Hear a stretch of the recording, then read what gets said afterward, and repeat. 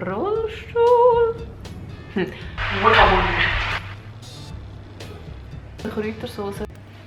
Hey guys, welcome back to my YouTube channel, or if you're new here, welcome to my channel. In today's video, I'm going to explain my birth story. It was really short, but beautiful at the same time. So, let's start at the very beginning. So, I think it was Saturday night on the 20th of November 2021 when I had back pain, and I thought, well, might be a contraction, might not, let's take a bath. So I took a bath and checked if it was going away, if it was getting any better, and it didn't.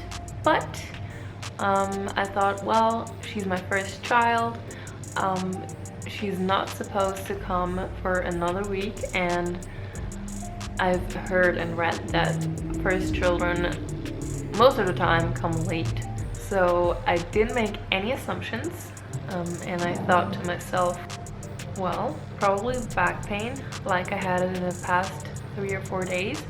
And after I took that bath, I went back to sleep and didn't think any of it. And in the next morning at about 6 a.m. I went to the toilet because I had to pee really badly. Well, at least that's what I thought. And as soon as I went to the toilet, my water broke and it started dripping. Now, the water doesn't necessarily break like in the movies. It isn't like a big splash or anything. Well, in some cases it is, but most of the times I think, and that's what I read and heard of the doulas at the hospital, most of the time the water just drips and slowly breaks. I don't know how to really explain it, but the water doesn't really gush out like that. And I think I texted my mother-in-law and I told her, yeah, I don't want to make anyone nervous, but I think my water broke. So after texting her and texting my parents, of course, I went back to the bedroom to wake up my fiance, and I was like, well, I think my water broke. I don't know how much time we have. I am going to call the hospital. So I called them and asked them what I should do, and they told me that I should take a shower, take my time, and then go to the hospital, and they will check how far I am, like the diameters, like how far the centimeters, the thing. Wait, I'm gonna Google it to talk in proper English. Hold on a second. Yes, so they told me to basically take a shower, and after that drive to the hospital, and they will check how far my cervix is. Anyways, so where was I? Yeah, the shower. I didn't end up taking a shower because right after the phone call, my contractions were really close. Like, you're supposed to go to the hospital when they're like 3-4 minutes apart, or even 5, and mine were not even 2 minutes apart. So I was like, what is going on? I think we have to go right now. And my fiance was like, well, it's just morning, can I take a shower? Do you want something to eat, like breakfast or something? And then I was like, no, we need to go right now. I think she's coming. So we, at this time it was about 6:30, I think.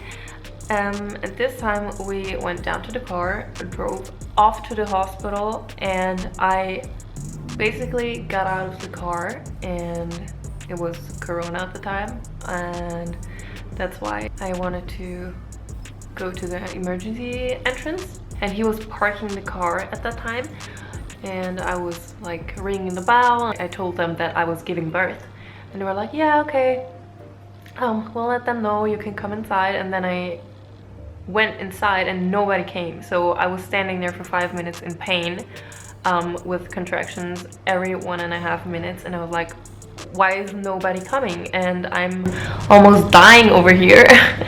So I took all the energy that I had and walked to the front desk and asked them where I should go and that I was giving birth right now, and they were like, oh yeah, you have to walk down there. And in my head I was thinking, hello, I'm giving birth, somebody help me please. But whatever. So I walked down to the station, well, halfway, and then my fiance came and he saw me and he was like, do you need a wheelchair? And he picked a wheelchair, put me on there, and then he rode me down to the, I don't know what it's called, but it's basically a room where you lay down and then they check how far you are. So I was in there and I immediately asked for an epidural because I couldn't take the pain. Yeah, about that. So she was checking my cervix, she took my vitals, took my blood, and well, I was crowning. Yeah, I think it's called crowning. I was crowning. I was 9 centimeters wide, and you were supposed to push at 10 centimeters. So I don't know how it happened, but my baby girl was really fast. So at that time it was about 7 a.m. I think.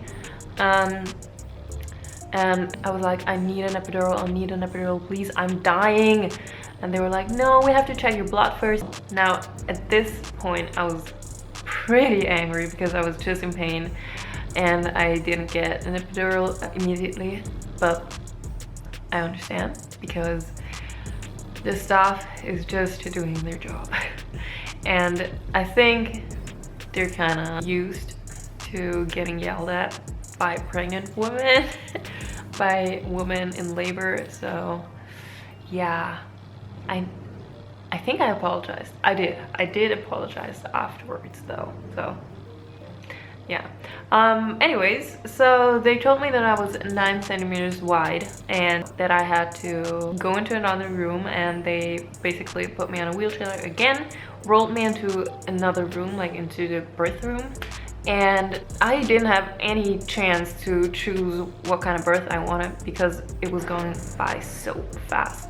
So they put me on a bed, I crawled on there, and I wanted to lay down, and she was like, no, hold still, hold still. When I'm in pain, I either laugh or I cry or I'm angry. And at that point I just wanted to lay down because I was so tired, and I don't know, I was just exhausted. I wanted to lay down and be over with it. But they basically told me to stay on all my fours and then slowly lay down because they had to prepare like a pillow and stuff. And you gotta keep in mind my contractions were 1.5 minutes apart. Okay, so I laid down sideways, I think, and I screamed, and I'm still sorry that I screamed. But since my fiance is a lover of the metal music, I told him that it was kind of like a metal concert. He wasn't mad at me, no. He gave me his hand that I could grab. I almost bit into it because I didn't know how to handle the pain. And the doula came in and told me that I could not get an epidural because I was already this far. So at that point I just started crying because I told them I couldn't do this, like I had another option. I did not. Okay, so I cried and I looked at my fiance. I told him I can't do this. It's so much pain.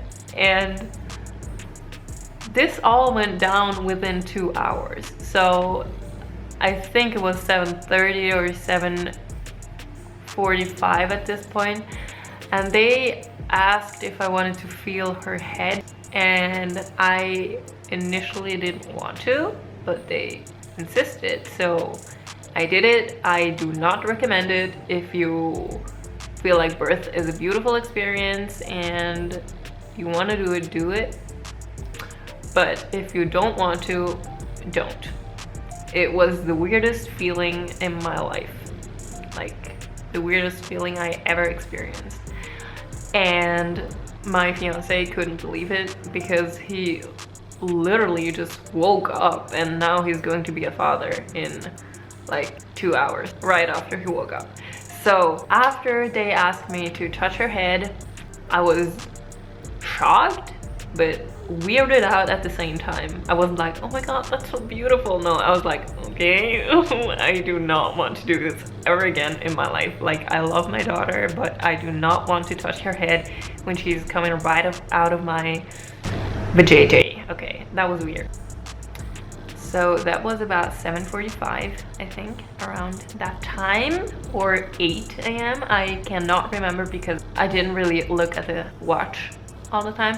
So I think at 8 or 8:15 I started pushing, and it was a lot to handle, a lot of pain. I basically grabbed the mattress and I pulled it and my nail just flicked onto the other side because I was grabbing it so hard. And I just remembered my fiance's face. He was just tired because it was literally 6 a.m. in the morning when he had to get up and drive me to the hospital. So at that point he was nervous, I think, but he was sitting in his chair holding my hand, looking at me and just supporting me. He was the sweetest ever. Like, he's the sweetest man I've ever met. But at that moment he looked at me and told me, you're doing great, and that he loves me and that I should keep going, whatever. He just told me stuff that he think he needed to tell me, and it was so sweet. So I was pushing and pushing and pushing, and basically third or second last push were the worst because I didn't only feel the contraction, I felt the ring of fire. So if you don't know what that is and do not want to know, you maybe should skip to this time that I'm blending in right here. For others who want to know, the ring of fire is the opening, and you can feel the child pushing through, so you can feel the ripping of your holy hole. The door. Let's call it the door to make it YouTube friendly. So I was crying again, and I grabbed my fiance's hand and pressed even harder, and they told me to push, but I just pushed with my instincts, if you know what I mean. Like, your body basically tells you when to push. So I didn't stop pushing when the contraction stopped. Instead, in my head, I was like, well, let's get it over with. So I pushed a little bit more, like, after the contraction stopped, and it took me 3 pushes, I think, and she was here. Like, it went by so fast. And the last push, it was one of the most painful, but also one of the most releasing pushes of the whole birth story. So you push, like, you take all your energy that you have and you push the last push, and you feel how the baby is gushing out with the rest of the water, and you basically poop at the same time. Yes, it happens. It happens most of the time, and it just feels like a big dump, if you want to put it like that. Is that too much information? It's raw, right? Yeah. Anyways, so that happened. So the baby came out. What happened next is that they take the baby out, they clean it a little bit, and then they put the baby on your chest so you can have a mama baby moment. but I couldn't really concentrate on that because the umbilical cord was still in there and I felt it and it made me feel uncomfortable. So I had to push one more time to get the placenta out, and that doesn't really hurt. It just feels weird but satisfying at the same time, because you get everything out. And then what they do is they cut the umbilical cord. They actually asked my fiance if he wanted to do it, and he said no, and they asked me to, and I didn't want to. I don't know what it is. Maybe it's just me, but I couldn't look at it. I was just kind of scared of it. So they took care of that. They cut the umbilical cord, and after that, I think the doctor came in and they started to stitch me up, and they used local anesthesia. They inserted it with a needle, but unfortunately I could feel the needle of the anesthesia, and afterwards the needle they used to stitch me up. That wasn't great. But anyways, so right after that I asked my fiance to bring me my favorite sandwich, and he delivered. He brought me two, and yeah, that was basically the story of my birth. So that was it for my video, and thank you guys for watching. See you next time. Bye. Wait, what? Maybe I can edit it. He picked a wheelchair. A wheelchair.